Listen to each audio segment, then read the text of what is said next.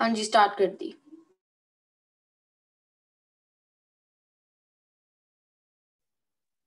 इसमें मेन चीज याद रखना, वैसे तुम्हें पता है पैरेललोग्राम के अंदर जब ट्रायंगल बनता है वो उसके हाफ के इक्वल होता है एरिया में। एक प्रॉपर्टी ये लगने वाली है कि एरिया ऑफ ट्रायंगल पैरेललोग्राम के एरिया के हाफ के इक्वल होगा। दूसरी चीज, जब दो पैरेललोग्राम सेम बेस से बनेंगे तो उनके एरिया इक्वल होंगे। मान लो A B C D parallelogram है, ये पी क्यू कर दिया, तो area of A B C D is equal to area of P Q C D, क्योंकि ये सेम पैरेलल लाइंस के अंदर आते हैं। ये दो थ्योरम मेन यूज होंगी। इतनी बात क्लियर हो गई? हाँ जी। तीसरी चीज, अब हमें फर्स्ट एक्सरसाइज में ये बताना है कि जो पैरेललोग्राम के अंदर ट्राइंगल या पैरेललोग्राम है वो उसको पैरेलल लाइन के अंदर आता है नहीं आता। अगर ये टच कर रहा है तो पैरेलल लाइन के अंदर आ रहा है, अगर ये टच नहीं कर रहा है तो वो उसके अंदर नहीं आ रहा है पैरेलल लाइन के अंदर। अगर ऐसे दिया है तो टच करना चाहिए, चाहे वो इस बेस से हो चाहे वो इस बेस से हो। ठीक है? हाँ जी, ठीक है, इसी तरह स्टॉप कर दे। कर दी। ठीक है, फर्स्ट क्वेश्चन में बोला है कि ये फिगर पैरेलल लाइन के अंदर आ रहा है नहीं आ रहा, टच कर रहा है नहीं कर रहा? कर रही है सर। कर रही है, क्योंकि ऊपर भी टच कर रही है। यस, और उसने पूछा भी होगा कौन सा कॉमन बेस है, वो आपको कॉमन हाँ बेस भी जी। बताना है। नेमिंग नहीं लिखी है, अब इसका कॉमन बेस लिख देना कौन सा बेस है। हाँ इस जी सर, फिगर और पे आते हैं। पैरेलल लाइंस भी लिखनी है। हाँ, कि कौन सी पैरेलल लाइंस है। ठीक है, ये और ये पैरेलल लिखनी है। फिर उसके बाद ये फिगर में है या नहीं, टच कर रहा है नहीं कर रहा? नहीं सर, नहीं कर रहा। ऊपर हमारा टच नहीं हो रहा तो नो, उसका आगे पैरेलल लाइन है ही नहीं। तीसरे पार्ट पे आते हैं, यहाँ पे है या नहीं कोई? है सर। है तो जरूरी नहीं आपको हमेशा यही मिले, आपको यहाँ पे भी मिल सकता है। तो ये ट्राइंगल यहाँ पे टच कर रहा है, यस, और इसमें कॉमन बेस आप बता देना कौन सा है। ये इस लाइन के पैरेलल आप लिख दोगे। ठीक है?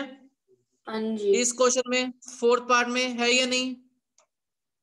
है सर। गलत जवाब इसमें नहीं है, क्योंकि हमारा सेम बेस नहीं है। बेस भी पूरा होना चाहिए, इसमें बेस हमारा पूरा टच नहीं कर रहा, सिर्फ इतना कर रहा है, तो ये नो है हमारे लिए। बेस भी पूरा कॉमन होना चाहिए, अधूरा बेस नहीं चलेगा। तो ये इस क्वेश्चन के लिए नो है। क्लियर है? हाँ जी। फिफ्थ पार्ट,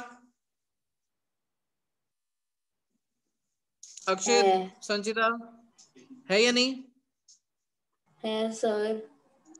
ये है, ये मत सोचना ये बेस है। ये बेस यहाँ पे है, ये पैरेललोग्राम टच कर रहा है इस पे, यहां से देखा है। यस, तो वो बेस बता देना, ये बेस है दोनों का कॉमन, और ये लाइन इस लाइन के पैरेलल है, वो भी लिख देना। ये वाला नहीं। नहीं, क्योंकि इनका भी दोनों तरफ से देखूं तो बेस कहीं से कॉमन है ही नहीं, तो इसलिए नो। क्लियर है? ठीक है इशिता? हाँ जी। यहाँ पे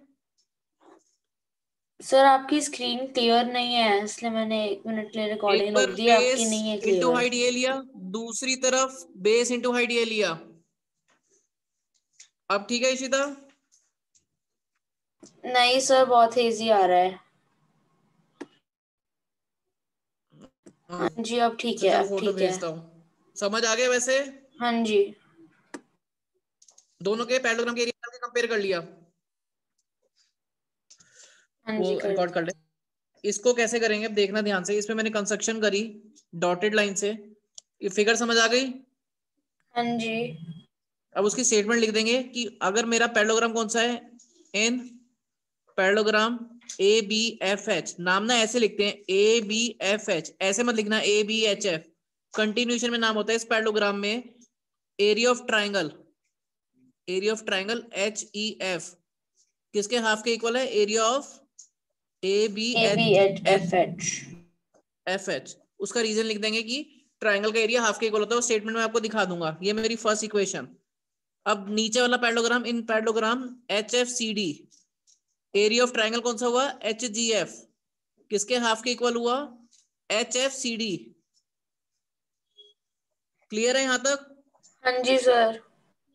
ठीक है, अब मैंने क्या किया, ऐड 1 और 2 किया, लेफ्ट को लेफ्ट से, राइट को राइट से। Area of H E F plus area of H G F, A R जरूर लगाना है, हाफ कॉमन लिया।